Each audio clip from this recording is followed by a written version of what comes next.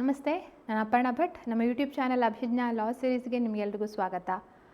So ಒಂದು ಹೊಸದಾದಂಥ interesting ಟಾಪಿಕನ್ನು ಇಟ್ಕೊಂಡು ನಿಮ್ಮೊಟ್ಟಿಗೆ ಹಾಜರಾಗ್ತಾ ಇದ್ದೇನೆ. ಏನಂತಂದರೆ, ನಾನು ಎಕ್ಸಾಮ್ ಫೇಲ್ ಆದರೆ ಅಂತ ಹೇಳಿ. ಸೊ ಪ್ರತಿಯೊಬ್ಬರಲ್ಲೂ ಈ ಒಂದು ಸಹಜವಾದಂಥ ಹೆದರಿಕೆ ಬಂದೇ ಬರುತ್ತೆ ಮನಸ್ಸಲ್ಲಿ. ಸೊ ಮುಖ್ಯವಾಗಿ ನಾನು ನಿಮಗೆ ಒಂದು ಪ್ರಶ್ನೆ ಕೇಳಲಿಕ್ಕೆ ಇಷ್ಟಪಡ್ತೇನೆ. ಅದೇನಂತಂದರೆ, have you ever felt that no matter how much you study self doubt keeps pulling you back? ಅಂದರೆ ಇದರ ಅರ್ಥ ಏನು?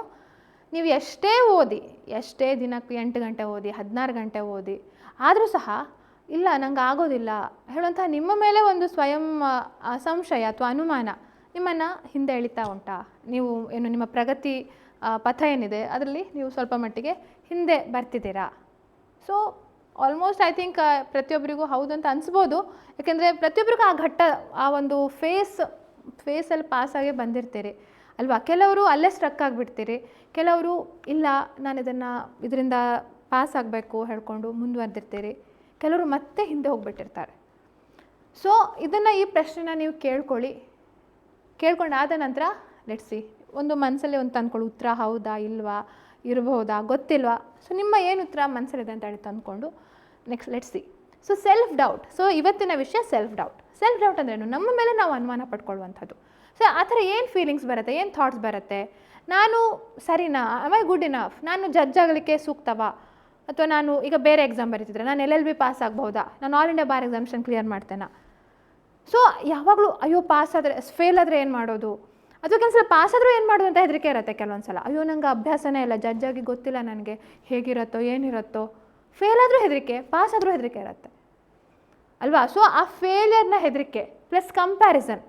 ಅವರು ಹೀಗೆ ಓದಿದ್ರು, ನಾವು ಹೀಗೆ ಆದ್ವಿ, ಅವರು ಅಷ್ಟು ಒಳ್ಳೆ ಮಾರ್ಕ್ಸ್ ತೊಗೊಳ್ತಿದ್ದಾರೆ, ಅವರು MCQ ಸಾಲ್ವ್ ಮಾಡ್ತಿದ್ದಾರೆ, ನಾನು ಯಾವ ಟೆಸ್ಟ್ ಸೀರೀಸನ್ನು ತೊಗೊಳ್ಳಿಲ್ಲ, ಅವರು ಈ ಕೋರ್ಸ್ ಜಾಯ್ನ್ ಆದರು, ನಾನು ಯಾವುದೂ ಜಾಯ್ನ್ ಆಗ್ಲಿಕ್ಕೆ ಆಗ್ತಾಯಿಲ್ಲ, ಅಥವಾ ಅವ್ರು ಈ ಕೋರ್ಸ್ ಜಾಯ್ನ್ ಆಗಿಬಿಟ್ರು, ಇಷ್ಟು ದುಡ್ಡು ಖರ್ಚು ಮಾಡ್ತಿದ್ದಾರೆ, ನಾನು ದುಡ್ಡು ಖರ್ಚು ಮಾಡಲಿಕ್ಕೆ ಆಗ್ತಾಯಿಲ್ಲ ಹೇಳುವಂಥ ನೆಗೆಟಿವ್ ಥಿಂಕಿಂಗು, ಇದೆಲ್ಲವೂ ಕೂಡ ಸೆಲ್ಫ್ ಡೌಟಲ್ಲೇ ಬರುತ್ತೆ.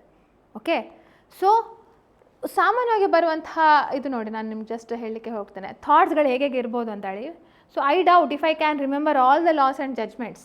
ನನಗೆ ಎಲ್ಲ ಜಜ್ಮೆಂಟ್, ಕೇಸ್ ಲಾಸ್ ನೆನಪಾಗೋದಿಲ್ಲ, ಸೆಕ್ಷನನ್ನು ಹೇಗಪ್ಪ ನೆನ್ಪಿಟ್ಕೊಳ್ಳೋದು? ನೋಡಿ, 2 ರೀತಿ ಇದೆ. ಪಾಸಿಟಿವ್ ಆಗಿ ಯೋಚನೆ ಮಾಡೋದು ಬೇರೆ, ಆಯಿತಾ? ಅಂದರೆ ಹೌದು ಕಷ್ಟ ಉಂಟು, ತುಂಬ ಸೆಕ್ಷನ್ಗಳು ಕಷ್ಟ ಇವೆ, ಹೇಗೆ ನೆನ್ಪಿಟ್ಕೊಳ್ಳೋದು ಹೇಳುವಂಥದ್ದು ಒಂದಾದರೆ, ಅದಕ್ಕೆ ನೀವು ಸೊಲ್ಯೂಷನ್ ಹುಡುಕ್ತೀರಿ ಒಂದು ಪಾಸಿಟಿವ್ ಆಗಿ ಇದ್ದರೆ. ಇದೇನಾಗುತ್ತೆ ಸೆಲ್ಫ್ ಡೌಟ್ ಅಂದರೆ, ಅಯ್ಯೋ ನನಗೆ ಹೇಗೆ ಯೋಚನೆ ಮಾಡಲಿಕ್ಕೆ ಸಾಧ್ಯ, ನನಗೆ ಕಷ್ಟ ಆಗುತ್ತೆ, ನನಗೆ ನೆನಪೇ ಇರೋದಿಲ್ಲ ಹೇಳುವಂಥ ಈ ಕಾನ್ಸ್ಟೆಂಟ್ ಫೀಲಿಂಗ್ ಬರ್ತಾ ಇರುತ್ತೆ. ಅಥವಾ I doubt if I can complete the syllabus in time. ಸರಿಯಾಗಿ ಟೈಮಲ್ಲಿ ಸಿಲೆಬಸ್ ಕಂಪ್ಲೀಟ್ ಮಾಡ್ತೇನಾ ಹೇಳುವಂಥದ್ದು. ಅಥವಾ ನನ್ನ ಹತ್ರ ತುಂಬ ಜನ ಕೇಳಿದ್ದಾರೆ, ಕೋರ್ಸಿಗೆ ಜಾಯ್ನ್ ಆದರೆ ಕೋರ್ಸ್ ಬಗ್ಗೆನೂ ಡೌಟ್ ಇರುತ್ತೆ. ಅಯ್ಯೋ ಇವರಿಗೆ ಸಿಲೆಬಸ್ ಕಂಪ್ಲೀಟ್ ಮಾಡ್ಲಿಕ್ಕೆ ಸಾಧ್ಯವಾ, ಸರಿಯಾಗಿ ಮಾಡ್ತಾರಾ ಇವರು, ಆನ್ಲೈನ್ ಕ್ಲಾಸು. ಆಫ್ಕೋರ್ಸ್ ಸಹಜವಾಗಿರುವಂಥ ಡೌಟ್ ಸರ್ವೇ ಸಾಮಾನ್ಯ. ಆದರೆ ತುಂಬ ಜನ ಕ್ಲಾಸಿಗೆ ಸೇರಿದ ಫಸ್ಟ್ ದಿನವೇ ಇನ್ನೂ ಕ್ಲಾಸೇ ಕೇಳಿರೋದಿಲ್ಲ. ಕ್ಲಾಸ್ ಕೇಳದೆ ಒಂದೇ ಸಲ you jump into assumptions. ಯಾಕೆ ಹೇಗಾಗತ್ತೆ? ಓಕೆ, ಈಗ ನಮಗೇನು ಬೇಜಾರಿಲ್ಲ, ನೀವು ಹಾಗೆ ಕೇಳ್ತೀರಿ ಅಂತ ನಮಗೆ ಬೇಜಾರಿಲ್ಲ, ದಟ್ಸ್ ಸರ್ವೇ ಸಾಮಾನ್ಯ. ಆದರೆ ಲಾಸ್ ಯಾರಿಗೆ? ಈ ರೀತಿ ಡೌಟ್ ಮಾಡಿಕೊಂಡು, ಸೆಲ್ಫ್ ಡೌಟ್ ಮಾಡಿಕೊಂಡು, ಒಂದು ಪ್ರಶ್ನೆ ಅಷ್ಟೇ, ಒಂದು ಯೋಚನೆ ಅಷ್ಟೇ ಇದು, ಅದೇನು ದೊಡ್ಡ ಹಾರ್ಮ್ ಮಾಡೋದಿಲ್ಲ ಅಂತ ನೀವು ತಿಳ್ಕೊಂಡಿದ್ದೀರಿ, ಬಟ್ ಅದ್ರ ಇಂಪ್ಲಿಕೇಶನ್ಸ್ ತುಂಬ ಇರುತ್ತೆ. ಓಕೆ, ಅಥವಾ I doubt if I can handle the competition. ಎಷ್ಟು ಜನ ಈ ಸಲ ಇಷ್ಟು ಜನ ಅಪಿಯರ್ ಆಗ್ತಿದ್ದಾರೆ, ಕಟ್ ಆಫ್ ಕೂಡ ಇದೆ, ನನಗೆ ಈ ಪ್ರೆಷರನ್ನ ತಡ್ಕೊಳ್ಳಿಕ್ಕಾಗೋದಿಲ್ಲ, ಈ ಕಾಂಪಿಟೇಷನ್ ನನಗಾಗೋದಿಲ್ಲ ಅಂತ ಹೇಳಿ ಅದ್ರ ಬಗ್ಗೆ ಡೌಟು. ಅಥವಾ I doubt if I will ever become a judge. ನಾನು ಜಡ್ಜ್ ಆಗ್ತೇನಾ, ನನಗೆ ಇದುಂಟು, ಅಥವಾ ಇದರಲ್ಲೆಲ್ಲ ಆಮೇಲೆ ಪಾಸ್ ಆಗೋದಿಲ್ಲ, ಸೆಲೆಕ್ಷನಲ್ಲಿ ಆಗೋದಿಲ್ಲ, ನಾವು ಎಷ್ಟು ಕಷ್ಟಪಟ್ಟರು ಅಷ್ಟೇ, ನಮ್ಮ ಹಣೆ ಬರ ಇಷ್ಟೇ. ತುಂಬ ಜನ ಹೀಗೆ ಹೇಳುವಂಥದ್ದು. ಆ್ಯಕ್ಚುಲಿ ಇದನ್ನು ಹೇಳ್ತಾರೆ, ಅದಕ್ಕೋಸ್ಕರ ನಾನು ಹೇಳ್ತಾ ಇರುವಂಥದ್ದು. ಇದು ಯಾವುದೋ ಕಪೋಲ ಕಲ್ಪಿತ ಕಥೆಗಳಲ್ಲ. ಸ್ಟೂಡೆಂಟ್ಸ್ಗಳ ಜೊತೆ ಎಷ್ಟೋ ದಿನದಿಂದ ಇಂಟ್ರ್ಯಾಕ್ಷನ್ ಮಾಡಿ ಅವರು ಹೇಳುವಂಥ ಸಹಜವಾದಂಥ ಮಾತುಗಳು, ಅದು ಜಾಸ್ತಿ ಆಡುವಂಥ ಮಾತುಗಳು. ಇನ್ನು ತುಂಬ ವಿಚಾರಗಳಿವೆ, ಬಟ್ ಕಾಮನ್ ಆಗಿ ಹೇಳುವಂಥ ವಿಚಾರಗಳನ್ನು we want to bring this on the ಟಾಪಿಕ್ಗೆ ತರೋಣ, ಅದನ್ನು ಮಾತಾಡೋಣ ಹೇಳುವಂಥ ಕಾರಣಕ್ಕೆ I am taking this topic. Okay, so self doubt ಹೇಳುವಂಥ ಒಂದು ವಿಚಾರ ಒಂದು ಸ್ವಲ್ಪ ಮಟ್ಟಿಗೆ ಇದ್ದರೂ ಸಹ, ಏನು ತುಂಬ ಲಾಸ್ ಅಂತಲ್ಲ, ಕೆಲವರು ಅದರಿಂದ ಹೇಗಾದರೂ ಹೊರಗೆ ಬರ್ತಾರೆ, ಬಟ್ ಅದು ನಮ್ಮನ್ನು ಯಾವುದಕ್ಕೂ ಮುಂದುವರಲಿಕ್ಕೆ ಬಿಡೋದಿಲ್ಲ. ತುಂಬ ನೆಗೆಟಿವ್ ವಿಷಯಗಳಿವೆ. ನಾವು ಎಕ್ಸಾಮಲ್ಲಿ ಸಫಲರಾಗದೇ ಇರುವಾಗೆ ಮಾಡಲಿಕ್ಕೆ ಹಲವಾರು ವಿಚಾರಗಳಿವೆ. ಒಂದು ಅದೇ ಸೆಲ್ಫ್ ಡೌಟ್, ಇನ್ನೂ ಬೇಕಾದಷ್ಟಿದೆ, ನಾನು ಮುಂದಿನಗಳು ತಿಳಿಸ್ಕೊಡ್ತೇನೆ. ಸೊ ಅದಕ್ಕೋಸ್ಕರ ನಾನು ನಿನ್ನೆ ಒಂದು ವಿಡಿಯೋ ಮಾಡಿದೆ 4 AM ಅಂತ ಹೇಳಿ, 4 ಗಂಟೆಗೆ ಹೇಳೋಣ. ಅದು ಅದೇ ಒಂದು ಮೇಜರ್ ಚೇಂಜ್. ಅದೇ ಅರ್ಧ ಕೆಲಸವನ್ನು ಮಾಡಿ ಮುಗಿಸುವಂತಹ ವಿಚಾರ 4 ಗಂಟೆಗೆ ಬೆಳಗ್ಗೆ 4 ಅಂದರೆ 4 ಅಂತಲ್ಲ ನಾನು ಹೇಳೋದಿಲ್ಲ, ನಿಮಗೆ ಆಗುವಂಥ ಟೈಮಿಗೆ ಹೇಳಿ ಬೇಕಾದರೆ. ಉಳಿದವರು ನಿಮ್ಮ ಮನೆಯಲ್ಲಿ ಉಳಿದವರು ಎಲ್ಲರೂ ಹೇಳೋದಕ್ಕಿಂತ ಮುಂಚೆ ಬೇಗ ಹೇಳಿ. ಓಕೆ, ಆವಾಗ ನಿಮಗೊಂದು ಏನೋ ಒಂದು ಸೆನ್ಸ್ ಆಫ್ ಅಲ್ಲೇ ಅಚೀವ್ಮೆಂಟ್ ಸಿಗತ್ತೆ. ಹಾಂ, ನಾನು ಇವತ್ತು ಬೇಗ ಎದ್ದೆ ಹೇಳುವಂಥದ್ದು ಸಣ್ಣ ಸಣ್ಣ ವಿಚಾರಗಳಲ್ಲಿ ಸೆನ್ಸ್ ಆಫ್ ಅಕಂಪ್ಲಿಷ್ಮೆಂಟ್ ಅಂತ ಹೇಳ್ತಾರೆ. ಸಣ್ಣ ಸಣ್ಣ ವಿಚಾರಗಳಲ್ಲಿ ಗೆದ್ದಿರುವಂಥ ಖುಷಿ, ಆಯಿತಾ?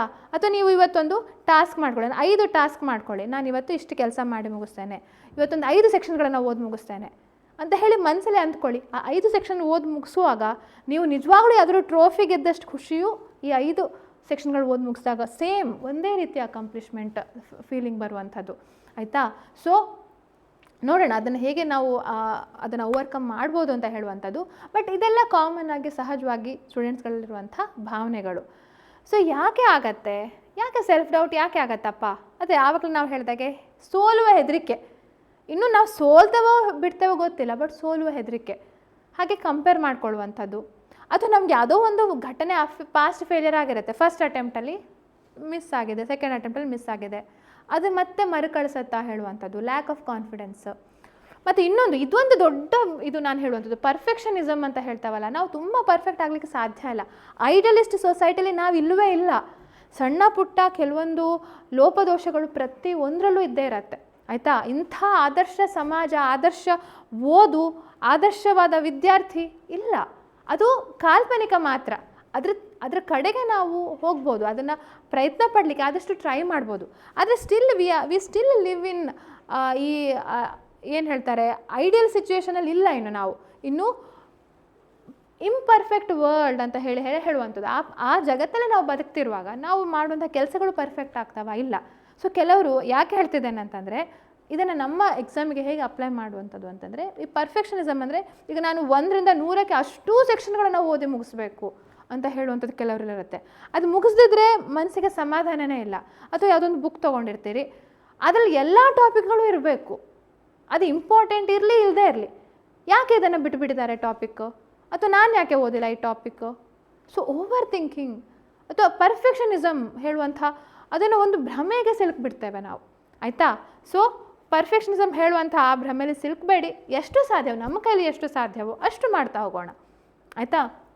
ಹಾಗೆ ಪ್ರೆಷರ್ ಫ್ರಮ್ ಫ್ಯಾಮಿಲಿ, ಸೊಸೈಟಿ ಅವ್ರ ಎಕ್ಸ್ಪೆಕ್ಟೇಷನ್ಸ್. ಸೊ ಇದ್ರ ಪರ್ಸೆಂಟೇಜ್ ವೇರಿ ಆಗ್ತಾ ಹೋಗುತ್ತೆ. ಕೆಲವರಿಗೆ ಮನೆಯಿಂದ ಏನು ಪ್ರೆಷರ್ ಇರೋದಿಲ್ಲ, ಕೆಲವೊಂದರಲ್ಲಿ ತುಂಬ ಫ್ಯಾಮಿಲಿ ಪ್ರೆಷರೇ ಮೇನ್ ಆಗಿರುತ್ತೆ. ಬೇರೆ ಇದನ್ನೆಲ್ಲ ಅವ್ರು ಹೇಗೋ ಮ್ಯಾನೇಜ್ ಮಾಡ್ತಾರೆ. ಬಟ್ ಫ್ಯಾಮಿಲಿ ಪ್ರೆಷರ್ ಏನು ಮಾಡಲಿಕ್ಕೂ ಅದನ್ನು ತಡ್ಕೊಳ್ಳಿಕ್ಕಾಗೋದಿಲ್ಲ. ಅಥವಾ ಸೊಸೈಟಿ ಎಕ್ಸ್ಪೆಕ್ಟೇಷನ್ಸ್ ತುಂಬಾ ಇರುವಂಥದ್ದು. ಅವ್ರೇನು ತಿಳ್ಕೊಂಡು ಬಿಡ್ತಾರೆ, ರಿಲೇಟಿವ್ಸ್ ಏನು ಹೇಳ್ತಾರೆ, ಫ್ಯಾಮಿಲಿ ಏನು ಹೇಳ್ತಾರೆ, ಅಕ್ಕಪಕ್ಕದ ಮನೆಯವ್ರು ಏನು ಹೇಳ್ತಾರೆ, ಇದು ನಮ್ಮ ಪ್ರೆಷರ್ ನಾವು ಈಲ್ಡ್ ಆಗ್ತಾ ಇರ್ತೇವೆ ಪ್ರತಿ ಸಲ. ನಾವು ಗೊತ್ತಿರಲಿ ಗೊತ್ತಿಲ್ಲದೆ, ಆಯಿತಾ, ನೋಯಿಂಗ್ಲಿ ಅಥವಾ ಅನ್ನೋಯಿಂಗ್ಲಿ ಈ ಪ್ರೆಷರ್ ನಮ್ಮನ್ನು ಸದಾ ಒಂದು ಬೇಗುದಿ ಹೇಳ್ತೇವೆ, ಬೇಗುದಿಯಲ್ಲಿ ಬೇಯಿಸ್ತಾ ಇರತ್ತೆ. ಸೊ ಇದೆಲ್ಲ ಕೆಲವೊಂದು ಕಾಸಸ್ಗಳು, ನಾವು ನಮ್ಮ ಮೇಲೆ ಡೌಟ್ ಪಟ್ಕೊಳ್ಳಿಕ್ಕೆ ಇರುವಂಥ ಕಾಸಸ್ಗಳು ಇಷ್ಟು ಅಂತ ಹೇಳ್ಬೋದು. ಹಾಗಿದ್ರೆ ಹೇಗಪ್ಪ ನಾವು ಇದರಿಂದ ಹೊರಗೆ ಬರಬೇಕು? ಹೊರಗೆ ಬರಲೇಬೇಕಾ? ಅದರಲ್ಲಿ ಇರ್ಲಿಕ್ಕೆ ಸಾಧ್ಯ ಇಲ್ಲ. ನಾವು ಜಡ್ಜ್ ಆಗಬೇಕಂದ್ರೆ ಅದರಿಂದ ಹೊರಗೆ ಬರಲೇಬೇಕು. How do we overcome this? How do we overcome our self doubt? So ನಮ್ಮ ಯೋಚನೆಗಳನ್ನು, ಆ ವಿಚಾರಧಾರೆಯನ್ನು ಬೇರೆ ಮಾಡ್ಕೊಳ್ಬೇಕು, ಆ ವಿಚಾರ ಲಹರಿಯನ್ನು ಬೇರೆ ಮಾಡ್ಕೊಳ್ಬೇಕು.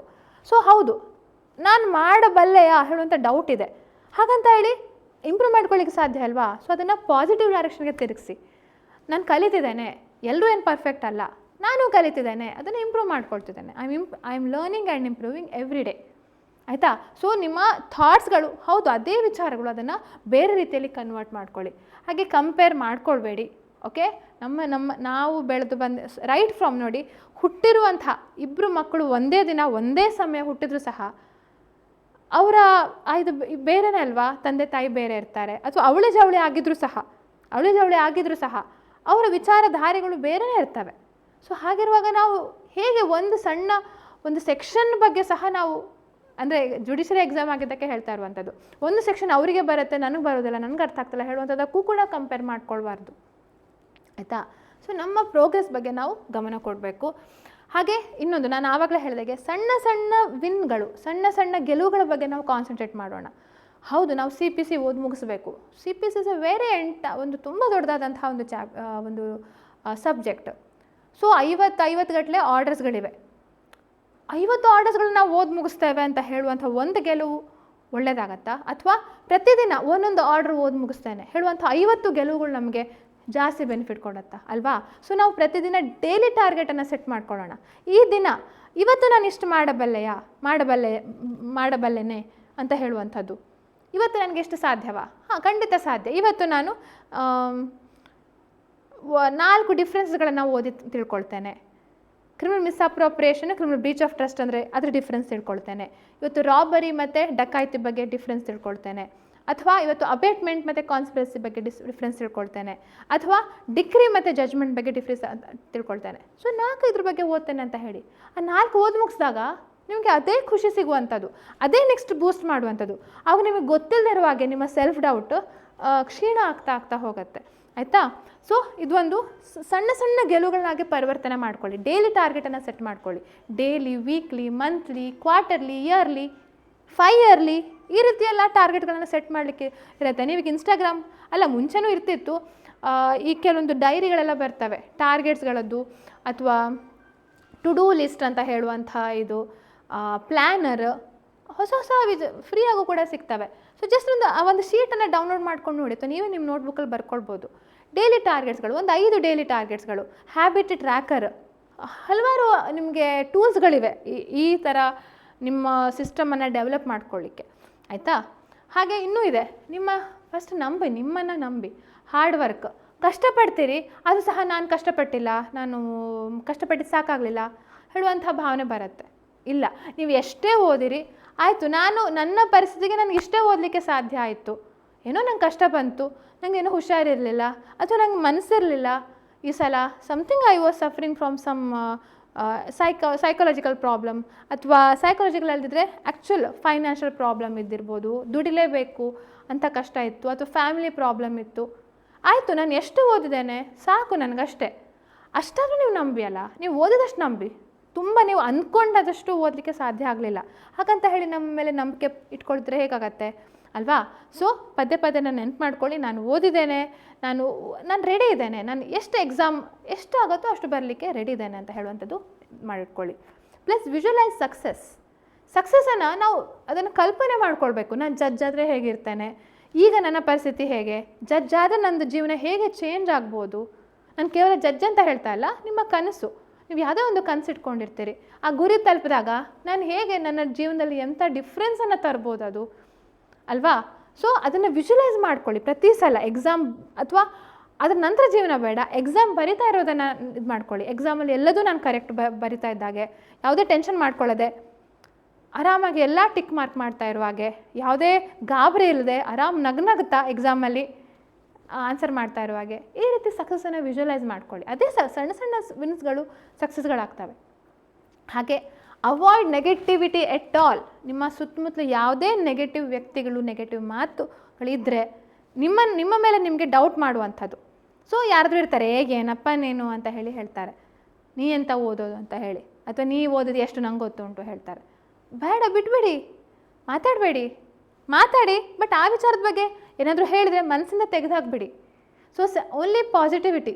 So surround yourself with positivity. ಹಾಗೆ ಟೇಕ್ ಆ್ಯಕ್ಷನ್ ಡಿಸ್ಪೈಟ್ ಡೌಟ್ ಹೇಳುವಂಥದ್ದು ಕೇವಲ ಮನಸ್ಸಿನ ಯೋಚನೆ. ನೀವು ಅದನ್ನು ನಿಜವಾಗ್ಲೂ ಕಾರ್ಯರೂಪಕ್ಕೆ ತಂದರೆ ವಿಷಯ ಬೇರೆಯೇ ಇರ್ಬೋದು, ನಮ್ಗೆ ಗೊತ್ತೇ ಇಲ್ಲ, ನಾವು ಟ್ರೈಯೇ ಮಾಡಲಿಲ್ಲ, ಕೇವಲ ನಾವು ಯೋಚನೆ ಮಾಡಿ ನಾವು ಇಷ್ಟೊಂದು ನಮ್ಮ ಜೀವನದ ಎಷ್ಟೋ ಬಹುಭಾಗವನ್ನು ಕಳೀತಾ ಇದ್ದಾವೆ.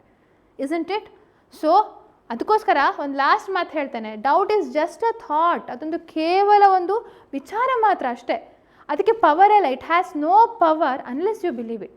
ಆ ಡೌಟನ್ನು ನೀವೇ ನಂಬಿ, ನೀವೇ ಅದಕ್ಕೆ ನೀರು ಹಾಕಿ, ನೀವೇ ಅದಕ್ಕೆ ಹೆಮ್ಮರವಾಗಿ ಬೆಳೆಸಿದ್ರೆ ಯಾರು ಜವಾಬ್ದಾರ ಆಗ್ತಾರೆ ಅಲ್ವಾ? ಸೊ ಡೌಟ್ ಹೇಳುವಂಥದ್ದು, ಸಂಶಯ, ಅನುಮಾನ, ನಮ್ಮ ಮೇಲೆ ಅಪನಂಬಿಕೆ ಹೇಳುವಂಥದ್ದೇನಿದೆ ಅದು ಕೇವಲ ಒಂದು ಮನಸ್ಸಿನ ಸಣ್ಣ ವಿಚಾರ. ನೀವು ಅದಕ್ಕೆ ಎಷ್ಟು ಧಾರೆ ಎರಿತೀರಿ ನಿಮ್ಮ ಒಂದು ವಿಚಾರ ಲಹರಿಗಳನ್ನು, ಅದು ಅಷ್ಟು ಬೆಳೀತಾ ಹೋಗ್ತದೆ. ಸೊ ಅದಕ್ಕೆ ಪವರನ್ನು ನೀಡಬೇಡಿ, ಅದರ ಬದಲು ನಿಮ್ಮ ಬಗ್ಗೆ ನೀವು ನಂಬಿಕೆ ಇಟ್ಕೊಳ್ಳಿ. Choose to believe in yourself instead. ನಿಮ್ಮ ಬಗ್ಗೆ, ಆಯಿತಾ? ನಿಮ್ಮ ಬಗ್ಗೆ ಅಂದರೆ 2 ವಿಚಾರಗಳು, ಒಂದು ನಿಮ್ಮ ಬಗ್ಗೆ ಅಪನಂಬಿಕೆ ಅಥವಾ ನಿಮ್ಮ ಬಗ್ಗೆ ನಂಬಿಕೆ. ಆ ನಂಬಿಕೆಗೆ ಹೆಚ್ಚು ನೀರೆರಿತಾ ಹೋಗಿ, ಪೋಷಿಸಿ, ಆವಾಗ ಅದು ನಿಮ್ಮನ್ನು ಮುಂದೆ ಬೆಳೆಸುತ್ತೆ, ಆಯಿತಾ? ಸೊ ಇದೊಂದು ಲಾಸ್ಟ್ ಮಾತು ಹೇಳಲಿಕ್ಕೆ ಇಷ್ಟಪಟ್ಟೆ. ಸೊ ಇದು ಬರೆದಿಟ್ಕೊಳ್ಬೇಕಿದ್ರೆ, doubt is just a thought, it has no power unless you believe it. So choose to believe in yourself instead. Okay?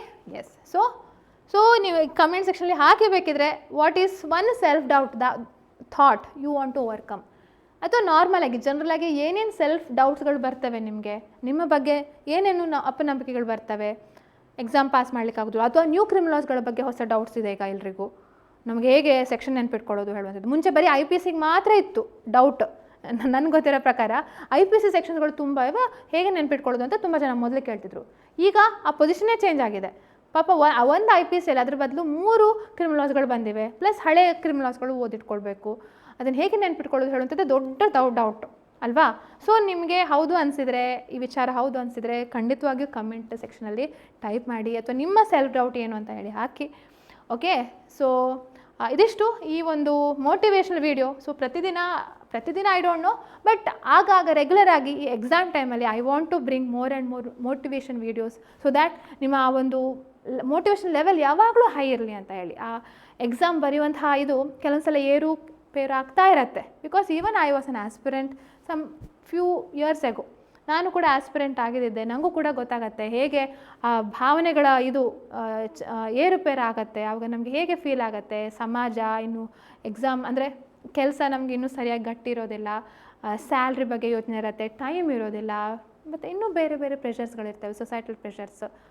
So even I can understand. So ಅದಕ್ಕೋಸ್ಕರ